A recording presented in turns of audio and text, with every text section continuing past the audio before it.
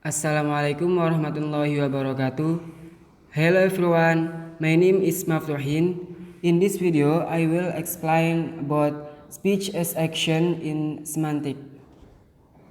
Happy watching! Speech as action. A speech act is an utterance in which there is an action. By saying something, the speaker also does something. By telling an utterance, the speaker has a goal to be achieved from his speech partner, which is usually used to say action, such as apologizing, promoting, ordering, answering, asking, warning, inviting, refusing, and congratulating. A speech act might contain only one word, as in sorry, to make an apology. For example, sorry, I'm late. Jadi, speech as action itu adalah merupakan sebuah tindakan ketika kita mengatakan sesuatu. Speech as action ini biasanya digunakan ketika kita mengatakan tindakan seperti meminta maaf, membuat sebuah janji, meminta pertolongan, mengundang, memberi penolakan, dan bisa juga ketika kita memberikan ucapan selamat kepada seseorang. Next, speech action function.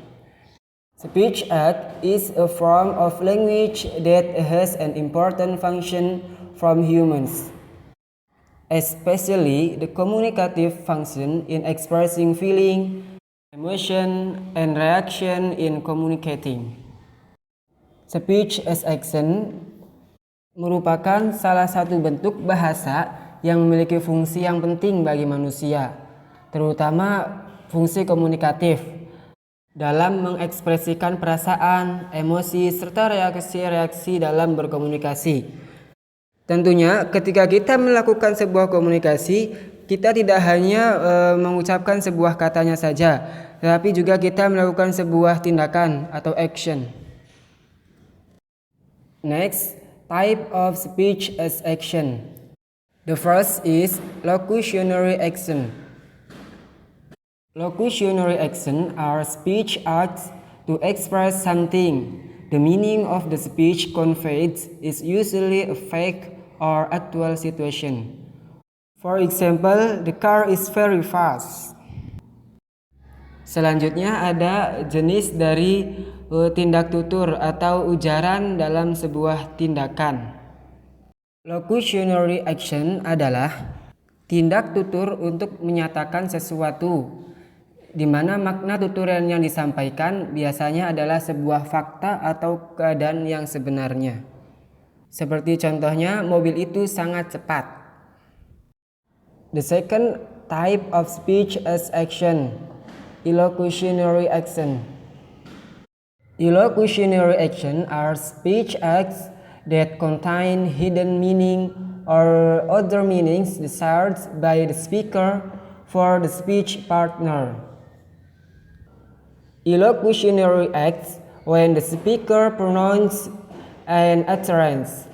In fact, he also takes action, namely conveying his intention or desires through the speech. These illocutionary acts are usually related to giving permission, saying thanks, ordering, offering, and promising.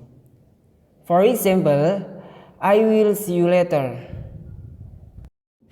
Artinya, tindak tutur ilokusi merupakan tindak tutur yang mengandung makna tersembunyi atau makna lain yang dikehendaki oleh penutur terhadap si pendengar.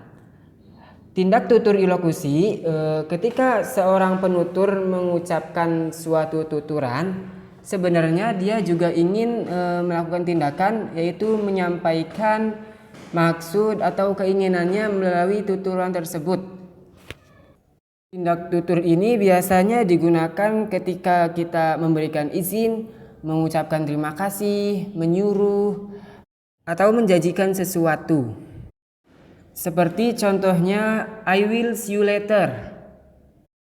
Ucapan tersebut dituturkan oleh si pembicara dengan maksud bahwa dia akan bertemu lagi nanti. Dengan artian lain bahwa dia menjanjikan nanti akan bertemu lagi. Next, illocutionary acts are divided into 5 kinds of speech forms. The first, assertive. Speech acts that bind the speaker to the truth of what he says, such as stating, suggesting, and boasting. For example, John go to school. Asertif adalah sebuah tindak tutur di mana si pembicara atau penutur mengucapkan sebuah pernyataan tentang sesuatu. Seperti contohnya tadi, John go to school. Yang kedua adalah directives. Directives, speech acts that are carried out by the speaker with the intention that the interlocutor perform at action mentioned in the speech, such as ordering, beginning, demanding, and advising. For example, please close the door. Directive atau directives adalah tindak tutur yang dilakukan penutur dengan maksud agar lawan bicara melakukan tindakan yang disebutkan di dalam pembicaraan atau tuturan tersebut. Misalnya seperti memesan, memerintah, memohon, atau menasehati. Seperti contoh, please close the door. Tolong tutupkan pintu. Selanjutnya yang ketiga ada expressive. Expressive speech acts was form of speech served to express or show the psychological attitude of the speaker to a situation, such as thanking, congratulating, and apologizing. For example, thank you for your attention. Jadi, ekspresif adalah tindak tutur yang bentuk tuturannya itu berfungsi untuk menunjukkan sikap psikologis penutur terhadap suatu keadaan. Misalnya seperti berterima kasih, mengucapkan selamat, dan meminta maaf. Seperti contohnya, thank you for your attention. Terima kasih atas perhatiannya. Selanjutnya, bentuk illocutionary action yang keempat adalah commissive. Commissive is speech acts or speech forms function to express promises and offer something. For example, I will come back tomorrow.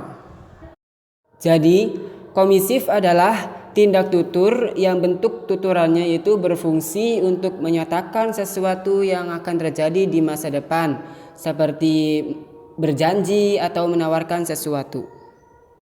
Contohnya, I will come back tomorrow. Saya akan kembali besok.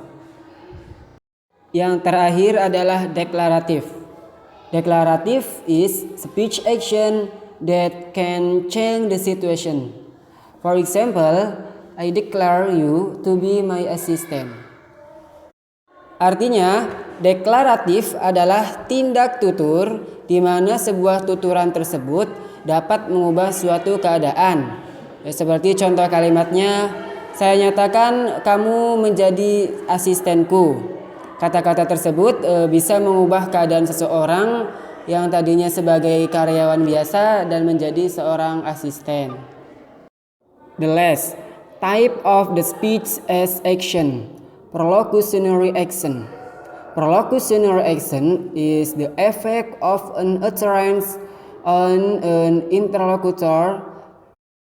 Examples of perlocutionary acts include persuading, convincing, scaring, inspiring, or otherwise affecting the interlocutor. For example, meeting begins. Jadi, perlocutionary action atau tindakan perlokusi adalah tuturan atau ucapan yang memberikan efek kepada lawan bicara. Seperti tindakan membujuk, meyakinkan, menakut-nakuti, menginspirasi, atau mempengaruhi lawan bicara. Contohnya tadi ada tuturan rapat dimulai. Tuturan tersebut diucapkan oleh seseorang bisa memiliki berbagai makna. Bisa jadi si penutur itu menyampaikan kepada mitra tutur atau peserta rapat bahwa rapat telah dimulai. Dan bisa juga maksud penutur mengucapkan kalimat seperti itu untuk mengharapkan agar yang mendengarkan itu diam dan mengikuti rapat dengan tertib.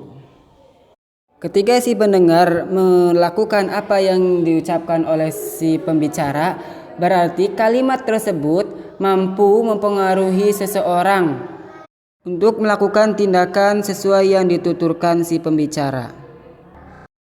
Thank you for watching this video. Wassalamualaikum warahmatullahi wabarakatuh.